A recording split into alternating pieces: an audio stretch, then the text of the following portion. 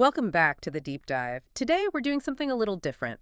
We're looking at a source that's, well, not our usual report or paper. No, today we've got the actual script for a guided reflection and centering meditation. Right. And we're treating it like any other source we want to understand its structure, how it works. Exactly. For you, our listener, especially if you're juggling a lot, this is about, let's call it, emotional efficiency. How can just a few minutes make a real difference? Yeah, how is this thing engineered? We're going to unpack the methodical steps here. We want to see how it guides you back to center and helps you set an intention quickly, and importantly, how it helps that calm feeling actually stick around for a bit. And the script itself is pretty direct about the goal, isn't it? It says it right there. Set an intention for the hours ahead and remember That you are a priority. That's kind of the foundational piece. that phrase really stands out. You are a priority. It really does. Because honestly, if you don't buy into that first, even for 5 minutes, then taking the time for the reflection, well, it's not going to happen, is it? True. So the script helps build that self-permission right from the start.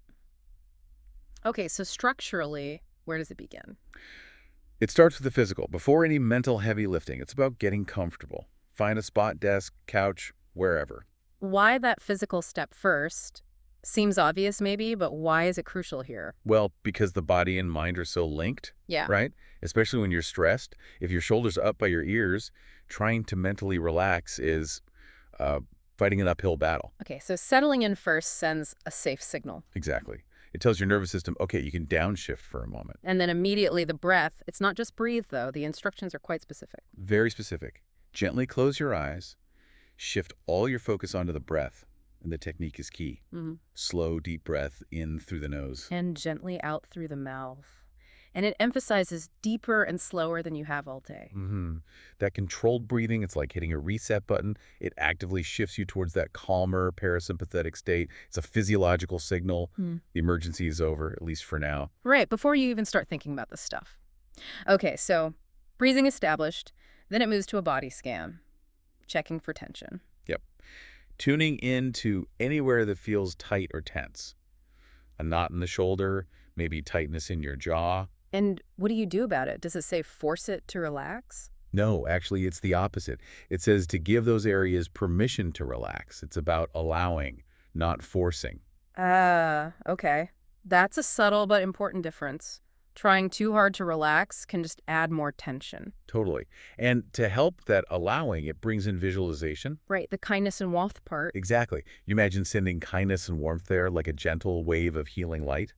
It connects acknowledging the physical tension with an emotional quality, compassion. So it's not just physical release, it's an emotional softening, too. Precisely. And this whole section wraps up with an affirmation, thanking your body. And telling it it is safe to rest. You're building this little container of safety. You really are. And you need that container because, let's be honest, the next challenge is the big one for most people. The wandering mind, yeah. The script tackles this head on, which I appreciate. It doesn't pretend it won't happen. It normalizes it completely. It says acknowledging your mind wandering is completely natural. That takes the pressure off immediately. So if you're someone focused on efficiency, you don't get derailed by feeling like you failed at meditating just because you thought about emails? Exactly. The technique is just gentle guidance. Let the breath be your anchor. When you notice you've drifted, softly come back to the breath. No big deal. That completely natural phrase is gold. Okay, so mind wandering acknowledged, anchor established. Then there's this interesting pivot. To gratitude. And again, it's very specific. Not just feel grateful. No. It asks you to bring to mind one single thing from today that made you smile or feel grateful, even if only for a moment. Why so specific? Why just one thing? Because it's efficient. Searching your brain for general happiness can feel like work. But finding one small, concrete, recent moment, it's much easier, much faster. It guarantees a little win. Makes sense. Lowers the cognitive load, and then it connects that feeling back to the body. Yes, that's where it gets powerful. You let that specific feeling expand inside you. You breathe it in, feeling it from the top of your head to the tips of your toes. So you're layering the positive emotion onto the physical calm you've already cultivated. You got it. You're bathing that relaxed body in this warm, grateful feeling. It even suggests a soft smile if it feels right. It directly links physical safety with positive emotion. So it's not just relaxation, it's like actively building up an internal resource. That's a great way to put it. You've got the calm, the anchor, the positive feeling. Now what do you do with that energy? Which brings us to the pivot to purpose, moving from internal state to external action. But not huge actions, I gather. Definitely not huge. This is maybe the most practical part. It requires setting an intention for one simple thing you can do today. Just one. One simple thing. For yourself or someone else, it says. Yes. The simplicity is key. It makes the intention feel immediately actionable, totally achievable. Success is basically built in. Okay, for someone maybe measuring their day by tasks completed, just one thing might sound small, maybe even inefficient. Perhaps. But the goal here isn't task list completion. The goal is honoring that initial idea, your priority. This simple action is the priority. It's about centeredness, not just output. Gotcha. And the examples it gives really highlight that simplicity. They do. There are small acts of self-care or connection. Yeah. Like deciding to go to bed a bit early so you can finally open that book on your nightstand. Yeah, that requires actively choosing rest over, say, more screen time, or another example. Sharing a meal with a friend. Prioritizing connection. Or even just taking a short walk outside to get some fresh air, tiny pauses. Things that restore you, not drain you further. And the final step here is crucial too. You choose your simple intention. Hold it gently in your heart. And imagine yourself already living it. That pre-visualization is powerful. So you connect with the feeling of having done it. It mentions feeling joy, of peace, and of purpose. Exactly. You experience the emotional reward before you even do the action, which of course makes you more likely to actually follow through later. It links the calm state directly to a future positive action.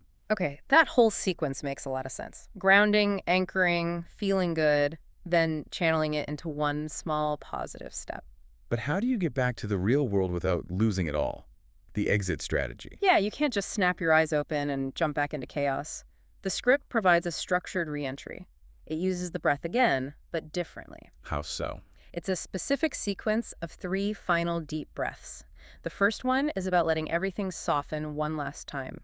Release any remaining tension. Okay, a final release. The second breath is even deeper, and you hold it for just a moment before releasing, like a pause. And the third one? The third one is described as a cleansing breath. It's the deepest yet, and the idea is that it energizes your whole body as you inhale before you let it go. So it's like shifting gears Yeah. from deep rest back towards being alert, but smoothly. Precisely. It brings energy back online gently, without that jarring adrenaline rush you might get otherwise. And then, before opening your eyes, there are some sensory cues. Yes, bringing awareness back slowly. First, notice the surface beneath you. Feel the chair, the floor, whatever you're sitting or lying on. Ground yourself physically. Okay, feel the support. Then notice the sounds around you. Just acknowledging them, letting the outside world back in gently. Reorienting. Makes sense. And the final instruction. It's simple acknowledgement. Thank yourself for taking this time. Yeah. And carry that calm, centered energy forward. It validates the pause itself as something valuable. Wow. Okay, when you break it down like that, the structure's really clear, isn't it? It's efficient. Physical grounding first, Then emotional anchoring, using that very specific gratitude. leading to a proactive but very small and manageable sense of purpose. And linking that internal piece to a concrete small action is, I think, what makes the difference. It gives the calm somewhere to go, prevents it from just, evaporating the minute you stand up. Yeah, it bridges the internal state and the external reality. It really does. Yeah. It turns that feeling of purpose from something abstract into something you can actually do in the next few hours. Which leaves us, and you, the listener, with something interesting to think about, maybe. If this short exercise aims for joy, peace, and purpose in just minutes, how might consistently choosing just one simple intention each day, not waiting for some huge life plan, but just one small thing, how might that actually change how you think about productivity itself?